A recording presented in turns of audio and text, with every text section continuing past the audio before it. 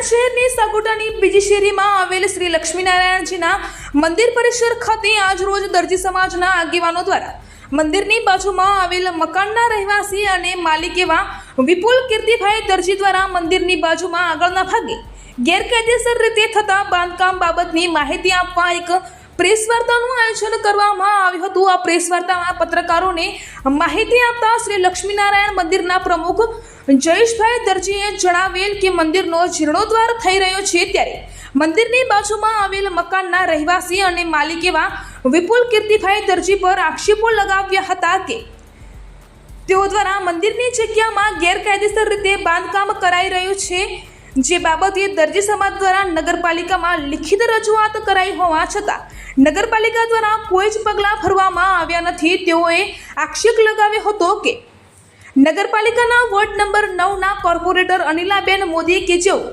વિપુલભાઈ દરજીના સગા છે, જે કારણે તેમની શરમ અને આશીર્વાદથી નગરપાલિકા કોઈ પગલાં ભરવા તૈયાર નથી। પાટણ દરજી સમાજ દ્વારા પ્રેસ વાર્તા કરી દબાણના આ પ્રશ્નને જાહેરમાં લાવ્યો છે, જેના ખેરા પ્રત્યાઘાતો પાટણમાં પડી રહ્યા છે। જ્યારે કોર્પોરેટરો પક્ષની ઉપર જઈને પોતાની સત્તાનો દુરુપયોગ કરશે તો તેનો સંદેશ પાટણની જનતામાં ખોટો જશે, જેના માટે સત્તાધારી હાઈકમાન્ડ નોંધ લે કે ગેરકાયદેસર દબાણો માટે વહાલા દવાલાની નીતિ અપનાવ્યા વગર તટસ્થ ન્યાયકીય રીતે યોગ્ય કાર્યવાહી કરવામાં આવે તેવી જનતાને તેમજ શ્રી લક્ષ્મીનારાયણ મંદિરના વહીવટીકર્તાઓની ઉગ્ર માંગ ઉઠવા પામી છે। ઉપરોક્ત બાબતે જયેશભાઈ દરજી તેમજ લક્ષ્મીનારાયણ મંદિરના વહીવટીકર્તાઓ દ્વારા ગેરકાયદેસર કાર્યમાં સાથ આપવા બદલ પાટણ નગરપાલિકા વોર્ડ નંબર 9ના કોર્પોરેટર અનિલાબેન વિરુદ્ધ તેમને હોદ્દા પરથી દૂર કરવા સુધી પ્રદેશ કક્ષાએ રજૂઆત કરશે તેવું વધુમાં જણાવ્યું હતું।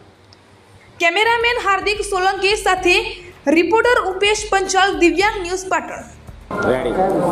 શ્રી પાટણદર દરજી સમાજનું 200 વર્ષ જૂનું લક્ષ્મીનારાયણજીનું મંદિર સમાજના દાતાઓ દ્વારા આજે જીર્ણોદ્ધાર થઈ રહ્યો છે, તેમાં કાર્ય પૂર્ણ થવાની તૈયારીમાં છે।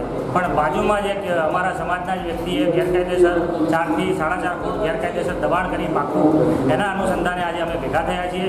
અમારું દબાણ આ દૂર કરવામાં આવે, નગરપાલિકામાં અરજી કરી હોવા છતાં પણ કોઈ સાંભળતું નથી। કેમ કે એમાં અનિલાબેન જે કોર્પોરેટર છે વોર્ડ નંબર 9ના, એ એમના વેવણ થાય છે, એ વેવણની દ્રષ્ટિએ પણ એમને ખૂબ સપોર્ટ કરે છે, જે ખોટી બાબત છે।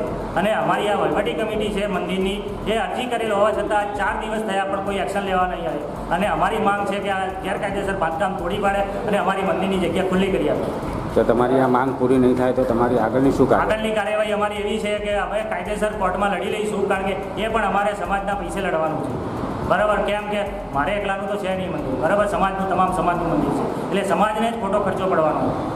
તમારું નામ ને મારું નામ જયેશભાઈ દરજી, શ્રી લક્ષ્મીનારાયણ મંદિર પ્રમુખ, અને અમારી વહીવટી કમિટી।